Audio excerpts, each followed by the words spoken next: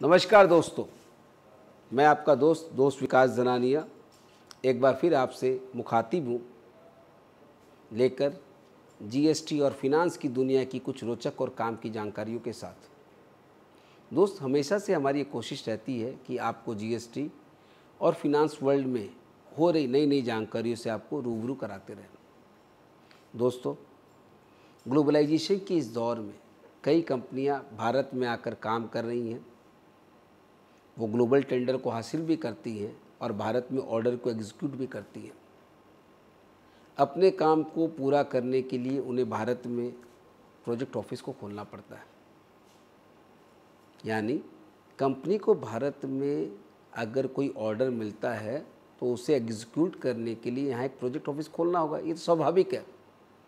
तो ऐसी सूरत में कई सवाल उठते हैं।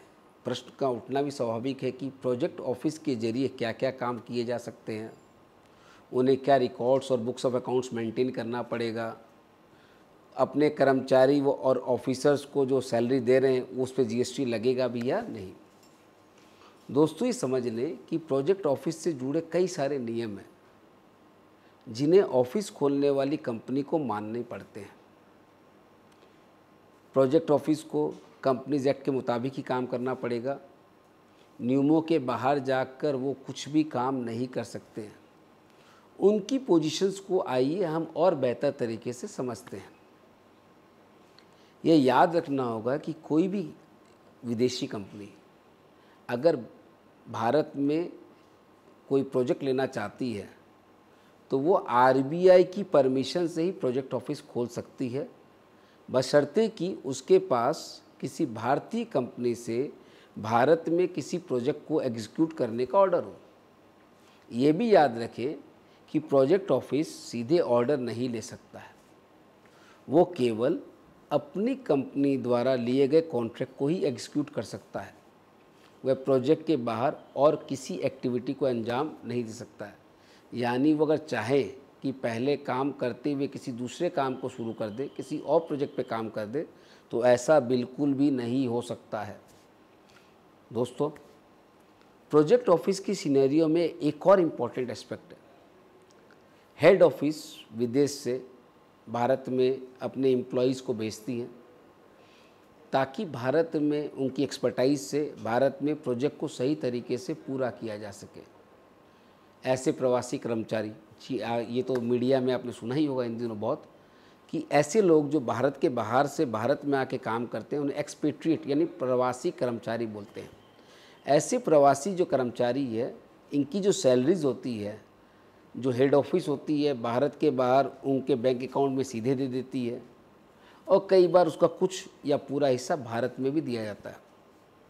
इसके अलावा प्रोजेक्ट ऑफिस को चलाने का सारा पेमेंट, खर्च, पैसे लगेंगे ना, वो हेड ऑफिस से आता है और खर्च करने के बाद अगर कुछ पैसे बच जाते हैं तो उसे वापस लौटाना पड़ता है।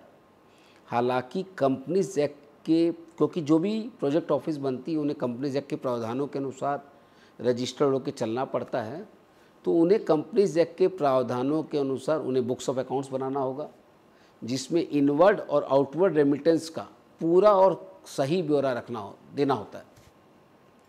इस बुक्स ऑफ अकाउंट्स में ऐसे जो प्रवासी कर्मचारी, एक्सपर्ट एम्प्लॉयज़ को भारत में प्रोजेक्ट से संबंधित जो पेमेंट भारत के बाहर दिया जाता है उसका हिसाब किताब भी रखना होता है।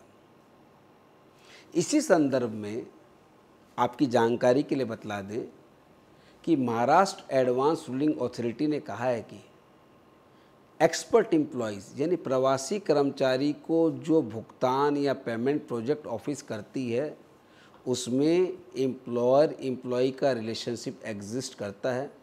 वो किसी भी तरीके से जीएसटी के रूल्स एंड रेगुलेशन के अनुसार सप्लाई नहीं है। इसलिए यह कहा जा सकता है कि प्रोजेक्ट ऑफिस जो होती है वो हेड ऑफिस का एक्सटेंशन है, उनका अपना कोई वजूद नहीं है। तो दोस्तों, ये थी विदेशी कंपनी की भारत में प्रोजेक्ट ऑफिस खोलने संबंधी कुछ जानकारी। ऐसी और भी जानकारियों को लेकर हम आपके सामने रूबरू फिर से होते रहेंगे। अगर आपको किसी विषय पर अलग से जानकारी चाहिए तो आप जीएसटी दोस्त को कांटेक्ट करें। हम उस पर रिसर्च करके आपके लिए ज़रूर वीडियो बनाएंगे।